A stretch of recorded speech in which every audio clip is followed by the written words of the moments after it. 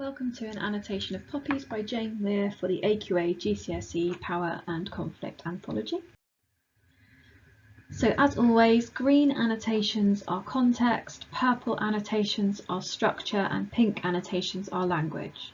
So initially, in terms of context, this poem was inspired by a war memorial in Matlock, and as a mother, Weir wanted to explore how it could feel to lose a child in war. So this isn't direct experience, it's an imagined experience. It's a poem of remembrance, and as a textile designer, Weir utilised sewing imagery to explore grief. In terms of structure, there is no regular rhyme scheme or rhythm, which is indicative of the narrator's uncensored thoughts. It's just a collection of feelings more than anything else. It's first-person narrator, which you would expect as it's a personal account of loss. There are long sentences and enjambment, which also help to emphasise how the narrator is absorbed in her own thoughts. And perhaps this shows the impact of grief, that it's not easy to just set it in very concise sentences. It takes over and you sometimes lose your train of thought. So in the first stanza, it starts 3 days before Armistice Sunday. So this personal mourning could be argued that it's not in line with the national mourning of Armistice Sunday, which, if you're not aware, is the Remembrance Sunday where everybody gets together to remember those who have died in war. And because this happens before, it just shows that grief for her is ongoing. It doesn't happen just once a year. And also there's this tension between public and private grief. So does she want public mourning, or does she just want to keep it private and make it very much between her and her son? The repetition of before, so it's before Armistice Sunday and before you left, foreshadows a change that's about to occur. So before you left, so it's an unnamed person, and we assume it's her son from the way that the poem is written and the things that are revealed later.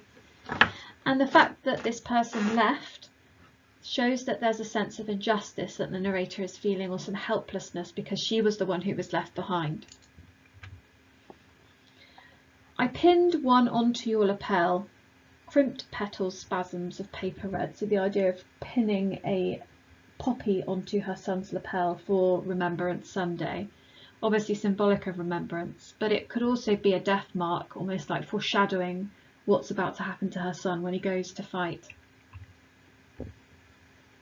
The crimped petals and the spasms of paper red evoke injuries, or images of injuries, the fact that things have been destroyed or hurt in some way, and that could be symbolic of the impact of war, just a constant reminder. And then it talks about disrupting a blockade. So this military image is suggestive of a barrier which is caused by the conflict, or the need for her son, the need that her son has to go to fight or to go and do his own adult things. That causes a barrier between her and her son. And then she talks of the yellow bias binding around your blazer. This is a literal reference to his uniform and the way that it has yellow bias binding around it, but it could also be an oblique symbolic reference to the idea of the sense of duty that a soldier has, that maybe she believes is biased, or you're bound to it, and actually she doesn't believe that that's the case because it's taking her son away from her and she doesn't want that. It's very protective. In the second stanza, she talks about the action of putting sellotape around her hand to pick up the hairs that are on her son's blazer, but she refers to her hand being bandaged, and this could reflect the injury caused by conflict, but physical and emotional damage, not just a physical. The emotional is really important in this poem. So she rounds up the white cat hairs again, which is literal, and the maternal images of smoothing and rounding up show how much she cares about her son and how her life has been committed and dedicated to this nurturing of her son.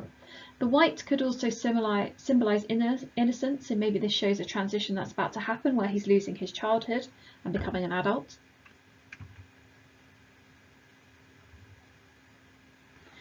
And further, with the steeled and the resisted verbs reflect the need for self-control. So she is really torn, as a mother would be, about allowing her son to go and make his own way in the world and make his own decisions, and that other need to make sure he's protected. So she's trying to let him do what he wants, but she is going against all of her maternal instincts. These idyllic images of childhood, so grazing my nose across the tip of your nose, play at being Eskimos, and run your fingers through the gelled blackthorns of your hair, these are marred by reminders of injury. So the greys and the blackthorns kind of put a negative tone onto things that should be positive. And the blackthorns are an allusion to Jesus's crown of thorns at his crucifixion, and perhaps this relates to the notion of her son being a sacrifice. All my words flattened, rolled, turned. So obviously we've got the extended metaphor of sewing to express her grief, but the asyndetic list here suggests a loss of composure because the pace changes from how it was previously. The enjambment from the previous stanza emphasises the loss of composure. It's almost like she's got lost in her thoughts and she can't remember what she was talking about because her grief has overtaken her. However, the caesura here shows how she regains composure. The door that she talks about, as I walked with you to the front door, threw it open, acts as a transitory space between childhood and adulthood, or safety and conflict. So it was that door or that barrier that was stopping her son from being harmed. That was her protective space that she's now allowing him to go through the door into the unknown. And this is further emphasised by overflowing like a treasure chest and the fact that he was intoxicated with his life after he left. It's that idea about this childish desire to grow up, and perhaps she sees this as a naivety because he was protected previously and now he is vulnerable to all of the awful things that are out in the world, especially as a soldier. After you'd gone shows a change in time, or it could be a euphemism for his death. So is it after you'd gone, just literally he's left and he's gone away, or that he is dead? And she talks about the songbird being released from its cage after he'd gone, and this could be a metaphor for a release of her emotion. Remember, throughout the whole poem she's kept herself very composed, allowed herself to be really brave so that her son didn't see how he was affected, and this could now be, when she's alone, her chance to let her emotions out. Or the songbird could be symbolic of her son leaving. And then we've got continued bird imagery with the dove, and this could suggest peace or it could suggest mourning. So maybe this is the idea that her son has died and now he's at peace, or it could just be suggestive of the way that she's feeling. The semantic field of sewing continues down at the end of this stanza, and it links back to the maternal imagery in stanza 1 of taking care of somebody.